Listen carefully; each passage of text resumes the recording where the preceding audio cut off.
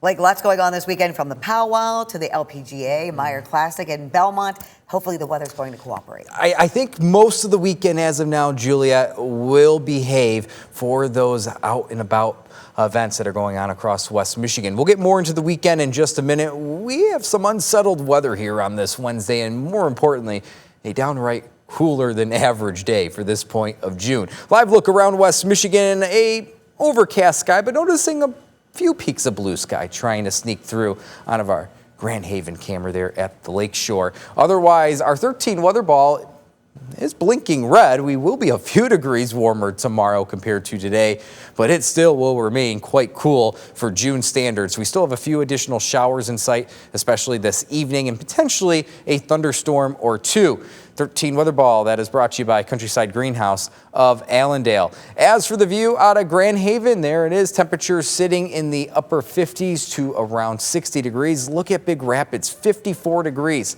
That's the number right now. We should be well into the 70s, near 80 degrees at this point of June. This is more of a late April feel than anything else. And with that continued breeze, yeah, still a bit of a chop up and down Lake Michigan. Having said that, that wind is primarily offshore for today. That will change tomorrow. As for that wind, it is out of the south and east, still gusting at about 30 miles per hour. So while we have dried out over the last hour, if you do have out and about plans this evening, it's going to be quite cool for this point of the season and a bit breezy. Any consistent rain that was around midday through the afternoon has primarily peeled off to the east. Here's the one thing, that heavy rain potential we've talked about over the last couple days, it really has not come into play today so far. What we'll be watching for is for a few additional showers across Wisconsin, even stretching back into portions of northern Iowa, southern Minnesota. That is out ahead of the low pressure system itself and its attendant cold front. We will see how this behaves as the evening goes on.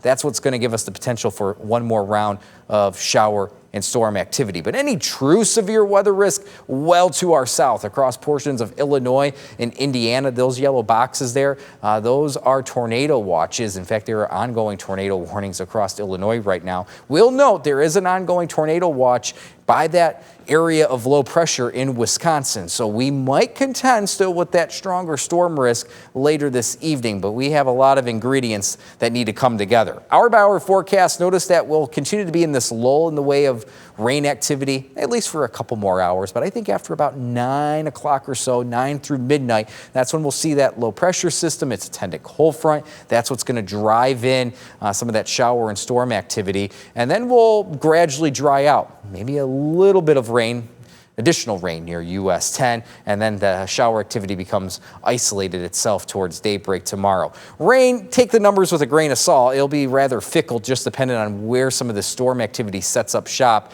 but really only anticipating on a broad brush note another quarter-inch of rain in many locations. It's really those that contend with any thunderstorm development later this evening that could overachieve and deal with some heavier pockets of rain amounts. As for that higher storm risk, well, it is to the south across Illinois and Indiana, level 4 out of 5, moderate risk from the Storm Prediction Center. We are still under a level 1 to level 2 risk here at home from the Storm Prediction Center. I do think our risk is more localized than anything else. If we do see thunderstorm activity push in later this evening, if we do contend with a stronger storm, wind is the main risk as of now.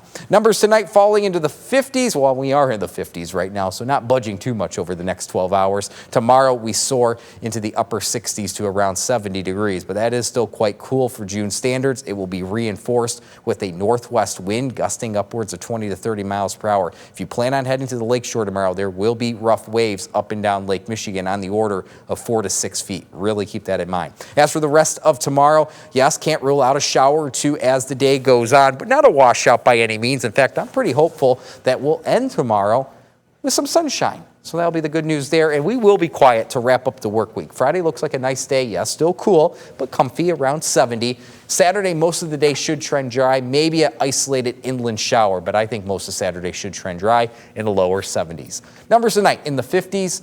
We'll watch for that scattered shower and storm chance later this evening. If a storm can utilize some of those ingredients in our atmosphere, potentially we have still a strong to severe weather risk, but seems localized at this point. 13 on your side, 7-day forecast. Friday and Saturday, for the most part, quiet. Even much of Father's Day, Juliet, looks quiet. Good news for the dads out there. Late in the day is when that shower chance could sneak back in. Numbers early next week, maybe into the upper 70s. So, yeah, I don't want to say it's a heat wave, but compared to today, upper 70s will be a lot warmer. I'm just looking forward to some more sunshine. Yes. Thank you, Blake.